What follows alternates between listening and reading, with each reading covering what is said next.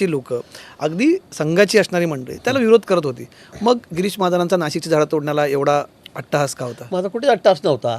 खरं चूकच होती ती झालेली चूकच होती. ज्या पद्धतीने महापालिकेने सगळ्या झाडावर ते अलिबाबा 40 सारख्या सगळ्या खुणा मारल्या, त्याच्यावर नंबर टाकले, 1 पासून तर 500 700 800 पर्यंत मोठमोठ्या झाडांवर, ती तोडायचीच नव्हती. ती कधीच तोडू शकत नाही आम्ही.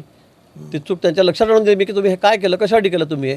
आपलं काय 12 वर्षापूर्वी जेवढी जागा होती तेवढी आपल्याला पाहिजे. 12 वर्षामध्ये जे 5-7-8 वर्षामध्ये रोपटे झालेले आहेत त्यांना आपल्याला शिफ्ट करायचे होते. जी, एवढंच काम होतं आपलं तिथे. एवढी मोठी मोठी झाडं त्याच्यावर फुल्या मारत बसायच्या, ही चूकच होती ना. महापालिकेची प्रशासनाची ती चूक होती, कर्मचाऱ्यांच्या अधिकाऱ्याची चूक होती. त्यांनी सगळे ते झाडावर ऑइल पेंटेड बादली आणली, मारत बसले त्यावर फुल्या. त्यामुळे लोकांना चिड स्वाभाविक होतं. आम्ही वारंवार सांगितलं की आम्ही ही झाडांना हातच लावणार नाही. मागच्या वर्षी जेवढ्या रोवटे होत्या त्याच्यापेक्षा एकहीसुद्धा जास्त लावणार नाही. आणि फक्त त्यातली मधली जी झाडं झुडपं आलेली आहेत ती फक्त आम्ही काढू. आणि त्याच्याही बदल्यामध्ये मी सांगितलं की किती झाडं लावणार. मी लाखात झाडं. आता तुम्ही बघा नाशिकला आम्ही कसे झाडं लावतो, ते कसे झाले 6 महिन्यामध्ये. तुम्हाला आश्चर्य वाटेल. मी 15-15, 20-20 फुटाची आंध्र प्रदेशमधून झाडं आणली स्वतः जाऊन. आता ती सगळी झाडं इतकी बहरलेली आहेत. आणि आता परत या रविवारी 10,000 झाडं लावतो आम्ही. दर रविवारी आम्ही 10,000 झाडं लावण्याचा संकल्प केलेला आहे. आम्ही लाखात झाडं लावतो नाशिकमध्ये, लाखात. आणि असं नाही नुसती छोटी झाडं आणली पुढच्या वर्षी काही नाही. आम्ही 15 फूट 10 फूट 20 फुटाची झाडं आणून लावतो. आणि ती पण फक्त लिंब, पिंपळ, वड अशी सगळी देशी प्रजातीची. सगळे नाशिकरांना माहिती आहे. आणि मी नाही लावत आहे, सगळे नाशिककर लावत आहेत. सगळे नाशिककर. ते नाशिकरच परवा म्हणत होते, मला नाशिकमध्ये एकदम भयंकर पाऊस झाला. म्हणजे अनेकांनी त्याच्यावरही टीका केली की नाशिकमधले अनेक ठिकाणी खड्डे पडले. पण नाशिकमधला आमच्याकडे आकडा आहे की नाशिकमध्ये काही खूप मोठ्या प्रमाणात जे मृत्यू झालेले आहेत अपघातामधले ते खड्ड्यांमुळे झालेले आहेत. पाऊस येतो, रस्ते वाहून जात आहेत. आणि तुम्ही जसं मगाशी म्हटलात की नैसर्गिक आपत्ती, मला मान्य नैसर्गिक आपत्ती, पण मग एकीकडे गिरीश भाऊ आपण झाडं पाडणार, झाडं तोडणार, आणि दुसरीकडे म्हणणार निसर्गाचा कोप आहे. तुम्हीच शब्द वापरला, निसर्गाचा कोप आहे. बरोबर आहे. एकीकडे झाडं तोडायची, दुसरीकडे निसर्ग कोपला. हा बॅलन्स कसा तुम्ही मी सांगतो 1000 झाडं म्हणजे समजा खूप झाली रस्त्यातली. आपण नाशिकमध्ये बघा, आपल्याला कल्पना आहे मधोमध अशी झाडं आहेत की त्याच्यामध्ये शेकडो लोक मरत आहेत दरवर्षी. तुम्हीच बघा, पोलिसांचा आकडा घ्या, म्हणजे अगदी सेंटरला आहेत मोठे वडाचे झाडं आहेत. रात्रीमध्ये आले लोक, आदळले पोरं गेलेत, मुली आल्या आमच्या, मुली आदळल्या गेल्यात, कार आल्यात आदळल्यात गेलेत. मला वाटतं ही झाडं काढणं कर्मप्राप्त आहे ना. कारण लोकांचे जीव पण एवढं स्वस्त आहे का? ज्याचा एकुलता एक मुलगा जातो, मुलगी जाते, त्याच्यावर काय होतं. आणि आम्ही सांगतो की तुम्ही 1 झाड काढलं, आम्ही 100 झाडं लावू, ते जगून दाखवतो.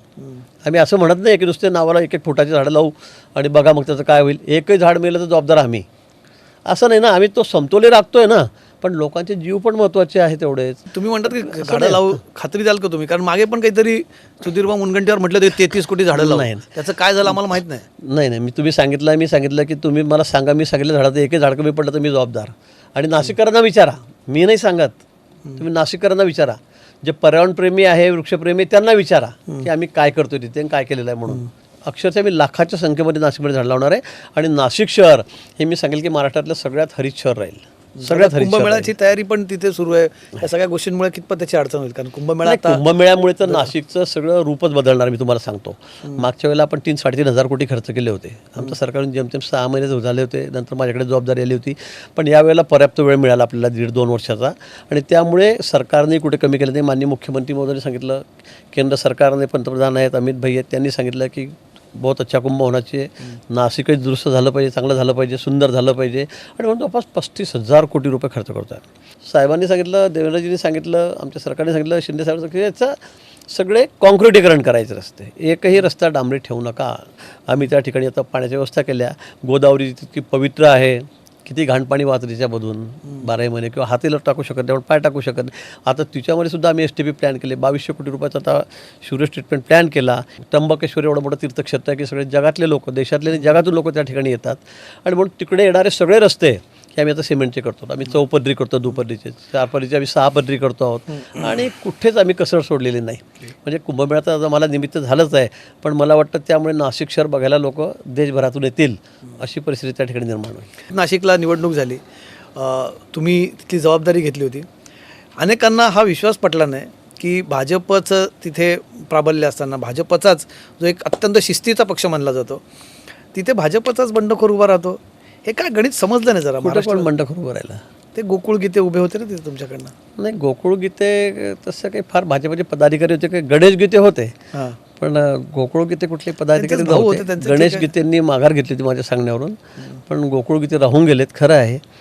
कसे राहून गेले तुमच्या? तुम्ही काय म्हणतात, तुम्ही संकटमोचक आहात आणि संकट मोचकाकडनं इतकं छोटं संकट पण नाही नाही, खूप 5 प्रयत्न हजरले झाले होते.